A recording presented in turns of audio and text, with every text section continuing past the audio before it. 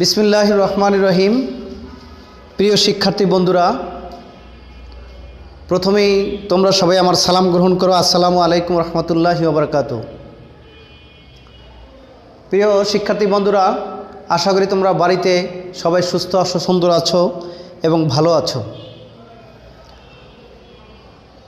এই করোনাকালীন দীর্ঘদিন বিদ্যালয় বন্ধ থাকার কারণে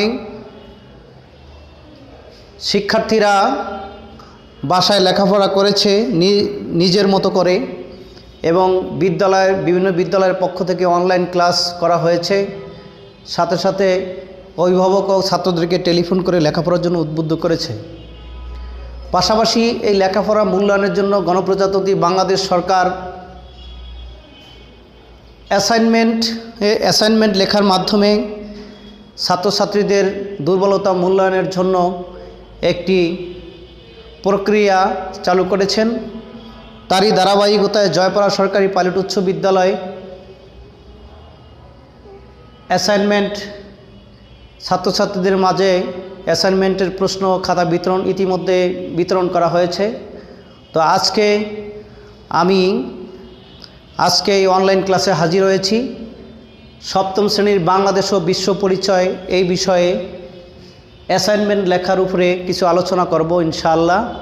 কীভাবে ছাত্রছাত্রীরা বাংলাদেশ ও বিশ্ব পরিচয়ে এই সাবজেক্টে সপ্তম শ্রেণীর ছাত্রছাত্রীরা অ্যাসাইনমেন্ট লিখবে, তার কিছু দিক নির্দেশনা আমি আলোচনা করব, যাতে করে শিক্ষার্থী বন্ধুরা তোমরা বাসায় আমার এই ক্লাসটি দেখে তোমরা অবশ্যই অ্যাসাইনমেন্ট লিখতে পারবে সঠিক নিয়মে এবং সুন্দরভাবে। প্রিয় শিক্ষার্থী বন্ধুরা, অ্যাসাইনমেন্ট লেখার কিছু নির্দেশনা তোমাদেরকে সরকার ও বিদ্যালয় কর্তৃপক্ষ প্রদান করেছেন। যে নির্দেশনাগুলি তোমাদের সামনে আমি এখন তুলে ধরতে চাই। প্রথমত হচ্ছে, তুমি যখন বিদ্যালয়ে অ্যাসাইনমেন্ট নিতে আসবে অথবা অ্যাসাইনমেন্ট লিখে জমা দিবে, অবশ্যই স্বাস্থ্যবিধি মেনে আসতে হবে। যেমন মাস্ক পরতে হবে, হ্যান্ড স্যানিটাইজার সাথে রাখতে হবে, এবং কোনো কিছু হাত দিয়ে স্পর্শ করলে অবশ্যই তোমাকে সাবান পানি দিয়ে হাত ধুয়ে নিতে হবে।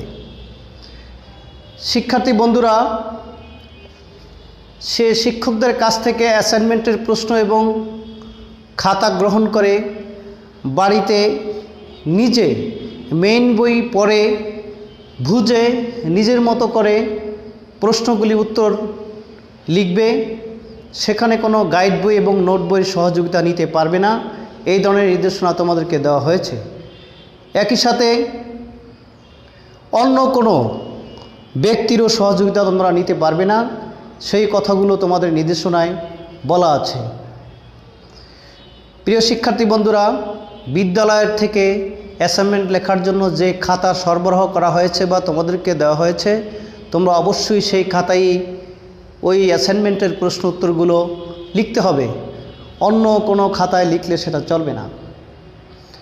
এরপরে হচ্ছে, সামাজিক দূরত্ব বজায় রেখে অ্যাসাইনমেন্ট গ্রহণ করতে হবে। অ্যাসাইনমেন্টের খাতা ও প্রশ্ন গ্রহণ করতে হবে, এবং সামাজিক দূরত্ব বজায় রেখে অ্যাসাইনমেন্টের খাতা পরবর্তী সময়ে বেঁধে দেওয়া, বিদ্যালয়ের পক্ষ থেকে বেঁধে দেওয়া সময় বা তারিখ ও সময়ে সামাজিক দূরত্ব বজায় রেখে সংশ্লিষ্ট শ্রেণী শিক্ষক অথবা দায়িত্বপ্রাপ্ত শিক্ষকের মাধ্যমে বিদ্যালয়ে জমা দিতে হবে। এরপরে অ্যাসাইনমেন্ট লেখার সময় তোমাদের খাতায় কখনো লাল কালি বা লাল কলম ব্যবহার করতে পারবে না। হাতের লেখা যাতে সুন্দর হয়, পরিচ্ছন্ন হয়, নির্ভুল হয় এবং বানান ভুল যেন না হয় সেদিকে খেয়াল রাখতে হবে। অ্যাসাইনমেন্ট বাড়িতে লেখার সময় উত্তরটি যেন যথাযথ এবং সুন্দর হয় সেই দিকটাও তোমাদের নজর রাখতে হবে। প্রিয় বন্ধুরা, তোমার সহপাঠী একজন অ্যাসাইনমেন্ট লিখেছেন, তুমি তারটা অনুসরণ করে তুমি তোমার অ্যাসাইনমেন্ট লিখবে, এই ধরনের কাজও তুমি করতে পারবে না।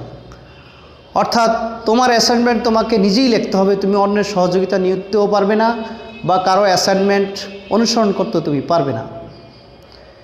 নিজের অর্জিত জ্ঞানের মাধ্যমে অ্যাসাইনমেন্ট তৈরি করতে হবে এবং তুমি যে কি পড়েছো কি বুঝেছো সেই শিখন ফল সেখান থেকে বিদ্যালয়ের শিক্ষক মণ্ডলী প্রতিফলন করবেন এবং মূল্যায়ন করবেন।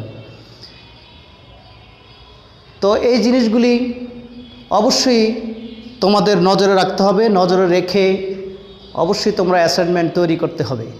প্রিয় শিক্ষার্থী বন্ধুরা, অ্যাসাইনমেন্ট লেখার জন্য প্রথমে যে কাজটা করতে হবে, তোমাদেরকে ইতিমধ্যে আমি কিছু নিয়ম নীতিমালা জানিয়ে দিলাম। এখন অ্যাসাইনমেন্ট লেখার প্রথম কভার পেজে তোমাদের যেই পরিচয় পর্বগুলি তোমার করতে হবে, 1 নম্বর হলো বিদ্যালয়ের নাম। বিদ্যালয়ের নাম, এই বিদ্যালয়ের নাম লিখে তুমি তোমার বিদ্যালয়ের নামটা লিখবে, যেমন জয়পাড়া সরকারি পাইলট উচ্চ বিদ্যালয়, এই নামটা লিখবে। এরপরে তুমি লিখবে কোন বিষয়ে অ্যাসাইনমেন্ট করছো সেই বিষয়টি, যেমন আজকে যে বিষয়টি নিয়ে তোমাদের সামনে আলোচনা করেছি সেই বিষয়টি হচ্ছে বাংলাদেশ ও বিশ্ব পরিচয়, তাহলে তুমি এখানে লিখবে বাংলাদেশ ও বিশ্ব পরিচয়। প্রিয় বন্ধুরা, এরপরে প্রথমে কভার পেজে আরও অনেক কিছু লিখতে হবে। তারপরে তোমরা লিখবে অ্যাসাইনমেন্টের শিরোনাম। শিরোনাম কি হবে? অ্যাসাইনমেন্টের শিরোনাম কি হবে? প্রিয় বন্ধুরা, অ্যাসাইনমেন্টের শিরোনাম তোমাকে যে প্রশ্নটা সরবরাহ করা হয়েছে, যেমন আমার সামনে 6ষ্ঠ শ্রেণীর এই প্রশ্নটা রয়েছে, বাংলাদেশ ও বিশ্ব পরিচয়, আমি তুলে ধরছি। তোমরা অবশ্যই দেখতে পাচ্ছ এটা হলো বাংলাদেশ ও বিশ্ব পরিচয়ের প্রশ্ন, নিচে দেওয়া আছে। এই যে আমার আঙ্গুলের মাথায় বলা আছে অধ্যায় ও বিষয়বস্তু শিরোনাম, এই শিরোনামগুলি তুমি সংক্ষেপে তুলে ধরবে। যেমন আমি এখানে কিছু লিখে দেখাচ্ছি। প্রথম অধ্যায় তোমার আছে, প্রথম যে অ্যাসাইনমেন্টটা দেওয়া হলো, প্রথম অধ্যায়ের পাঠ, এভাবে সংক্ষেপে শিরোনামটা তুলে ধরবে। পাঠ 1, 2, 3 ও 4, এই প্রথম অধ্যায়ের 4টি পাঠের উপরে তোমার অ্যাসাইনমেন্টের প্রশ্নগুলি আসবে। এরপরে আছে তোমার দ্বিতীয় অধ্যায়।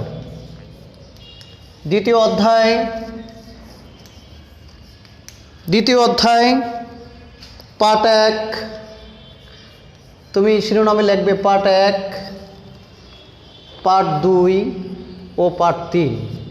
তোমাদের শিরোনাম লেখা শেষ হলো। প্রিয় শিক্ষার্থী বন্ধুরা, এইভাবে তোমার কভার পেজে লিখবে। আরও কভার পেজে আরও কিছু লেখার আছে, আমি এটা বুঝিয়ে দিয়ে এখন আমি নেক্সট কি লিখতে হবে সেদিকে চলে যাচ্ছি। অ্যাসাইনমেন্টের শিরোনাম আমি লিখলাম, তারপরে তোমার লিখতে হবে অ্যাসাইনমেন্ট নম্বর।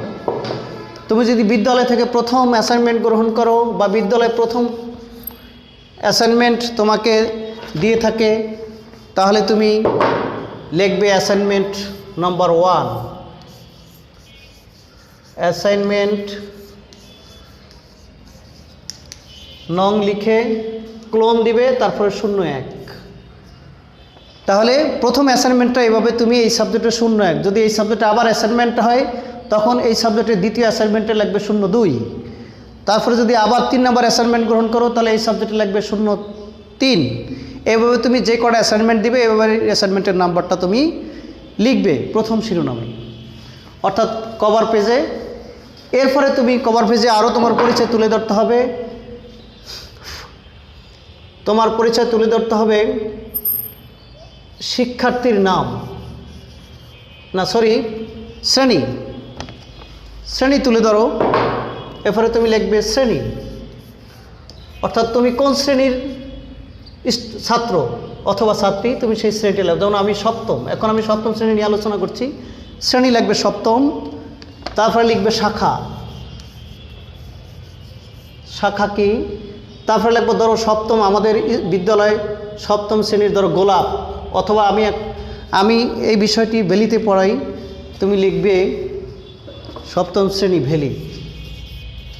ভ্যালি শাখা। তারপরে লিখবে তোমার নাম, আমরা এখানে লিখতে পারি, তুমি এখানে লিখে নিবে শিক্ষার্থীর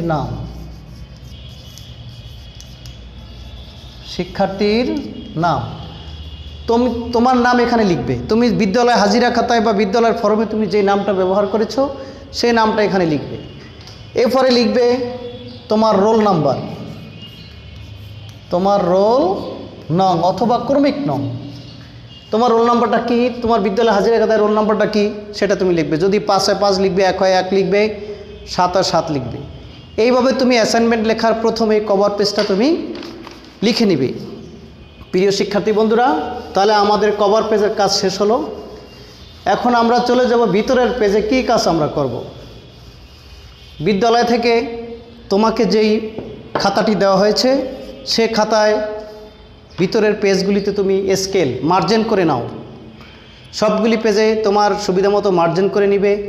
বাম পাশে এবং উপরে 1 ইঞ্চি পরিমাণ জায়গা রেখে মার্জিন করে নাও। মার্জিন করার পরে তুমি এবার চলে যাও তোমার মূল প্রশ্নে তুমি কি করবে। তোমাদের যেমন বাংলাদেশ বিশ্ব পরিচয়, তোমাদের এখানে 3টি প্রশ্ন দেওয়া আছে অ্যাসাইনমেন্টে। যেমন 1 নম্বর আছে মুক্তিযুদ্ধে বাংলাদেশ বিজয়ের কারণগুলো বর্ণনা করো। প্রিয় শিক্ষার্থীরা, এই প্রশ্নটির উত্তর তুমি পেতে হলে তুমি অবশ্যই মেইন বইয়ের ওই পার্টগুলি যেগুলি বলা আছে বাংলাদেশের মুক্তিযুদ্ধ পার্ট 1 এবং পার্ট 2, এই পার্ট এবং পার্ট 2 আমি মেইন বইটি নিয়ে আসছি তোমাদেরকে দেখানোর জন্য। তোমরা এই যে দেখো তোমাদের মেইন বইটি, এই মেইন বইটি ভিতরে পার্ট 1 এবং পার্ট 2 যদি তুমি পড়ো প্রথম অধ্যায়ে, তাহলে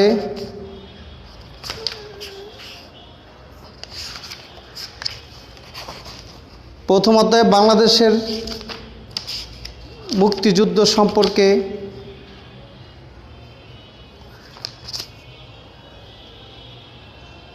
ভুল হয়েছে আমার, এটা সপ্তম শ্রেণী। আমার ওই শিরোনামটা বলে আমি 6ষ্ঠ শ্রেণীর প্রশ্নটা দেখে ফেলছি। তোমরা শিরোনামে লিখবে প্রথম অধ্যায়ে পার্ট 7 ও 8। তোমরা লিখবে পার্ট 7, শিরোনামে লিখবে প্রথম অধ্যায় শিরোনাম, অ্যাসাইনমেন্ট শিরোনাম লিখবে প্রথম অধ্যায় পার্ট 7 ও 8। এরপরে লিখবে দ্বিতীয় অধ্যায় পার্ট 1, 2 ও 3। এরপরে লিখবে দ্বিতীয় অধ্যায় পার্ট 1 ও 3। তো যা হোক এই শিরোনামে এভাবে লিখে নিবে। আমি প্রথমে 6ষ্ঠ শ্রেণীর শিরোনামটা দিয়ে ফেলছি ভুলে, তোমরা সেখানে এই শিরোনামে তোমার এই অধ্যায়টা তুমি লিখে নিবে। এবার আসো, তোমার প্রশ্নে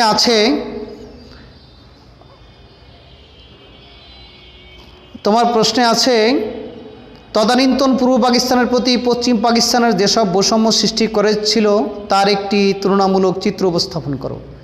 প্রিয় শিক্ষার্থী বন্ধুরা, তোমাদের মেইন বইতে দেখো এই পার্ট 7 ও 8 আমি এখানে ভিডিওর সামনে দেখাচ্ছি। এই পার্ট 7 ও 8-এ তুমি এই পার্টটা ভালো করে পড়বে।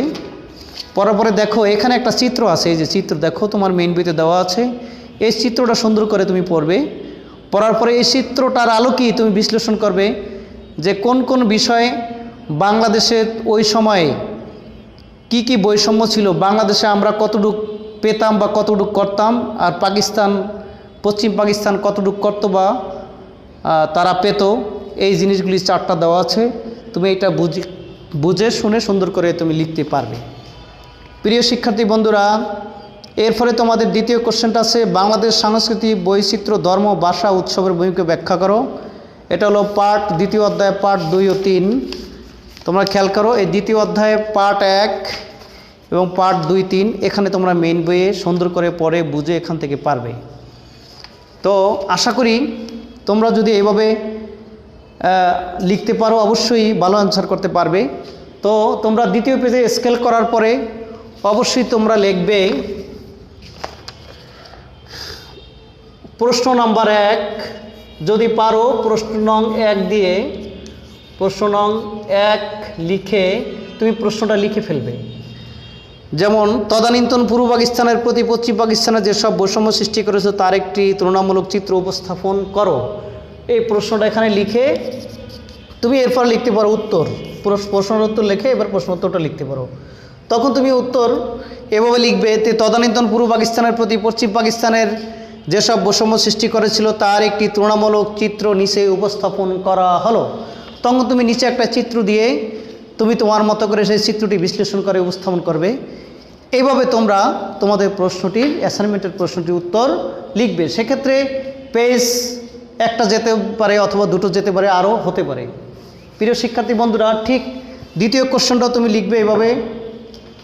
প্রশ্ন নাম্বার 2 লিখে প্রশ্নটা একটু তুলে নাও। তোমরা অ্যাসাইনমেন্টের খাতায় প্রশ্ন তুলে নিতে পারো। প্রশ্ন নং